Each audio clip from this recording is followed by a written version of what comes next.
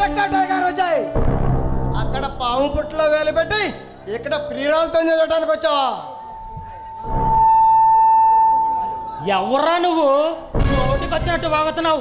నరాలు కత్తిరించి పడేస్తా, జాగ్రత్త. రే విజయ్, నేనేంటో మా పవర్ ఏంటో తెలియకుండా మాట్లాడుతున్నావు.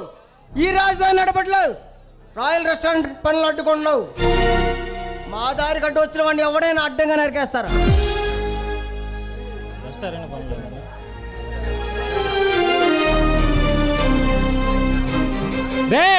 అమాయకులైన ఈ పేద పరిధి భూముల్ని కబ్జా చేసిన దాకా ఆ కోర్టు కేసుల్లో ఉన్న భూముల్లో మీ ఇష్టానుసారంగా 5 స్టార్ హోటళ్లు, రెస్టారెంట్లు అని కట్టుకుంటూ పోతే కళ్ళు మూసుకొని కూర్చోదురా ఈ ప్రభుత్వం. ఈ ప్రభుత్వం మా గుప్పిట్లో ఉందిరా. నాన్నెవరు తెలుసా? ఈ స్టేట్ కాబోయే సీఎం భగవాన్, రుద్ర భగవాన్. రే నీ అన్న కాబోయే సీఎం అయినా పిఎం అయినా పదవినట్టు పెట్టుకుని పేద ప్రజలకు అన్యాయం చేయాలని చూస్తే అడ్డంగా నరికి పారేస్తా.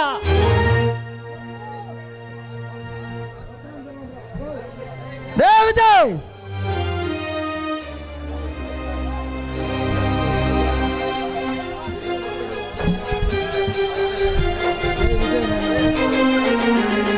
రే విజయ్,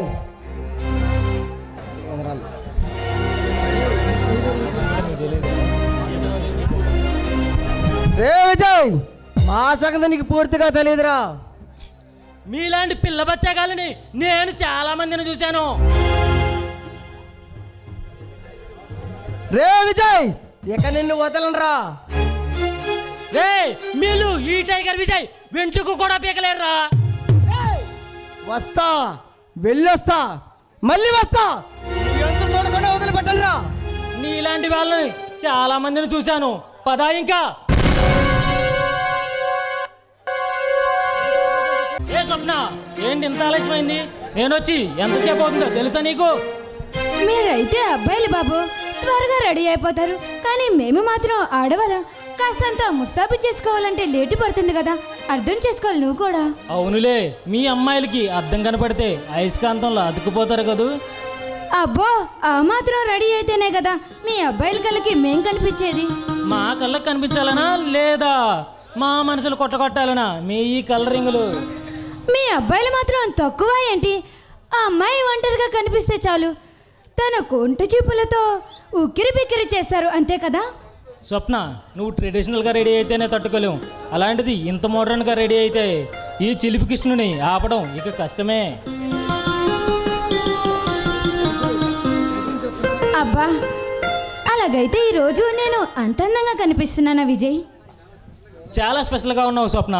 ఈరోజు నిన్ను చూస్తే అప్సరసలైన అసూయ పడతా వెళ్తుంది. కలుగు రేఖలు లాంటి ఆ కళ్ళు, లేత పల్లమేకలు లాంటి ఆ పెదాలు చూస్తుంటే ఈ గుర్రిపాలెం బుల్లన్ని ఆపడం ఇంకా కష్టమే. ఓ అవునా, అయితే ఇంకేమనిపిస్తుందో చెప్పు విజయ్. మాటల్లో చెప్పలేనివి చాలా ఉన్నాయి. నువ్వు ఛాన్స్ ఇస్తే చేతల్లో చేసి చూపిస్తాను. అబ్బో, ఈ అల్లరి బుల్లడి దగ్గర చాలానే కోరికలున్నాయే. వదిలేస్తే హనీమూన్కి కూడా తీసుకెళ్లేటట్టున్నా. హనీమూన్ దాకా ఎందుకు స్వప్న, నువ్వు ఛాన్స్ ఇవ్వాలే గానీ ఇక్కడే నీకు అన్నీ చేసి చూపిస్తాను. చిచి, నీకు అసలు సిగ్గే లేదు. ఇక ఆగడం నా వల్ల కాదు స్వప్న.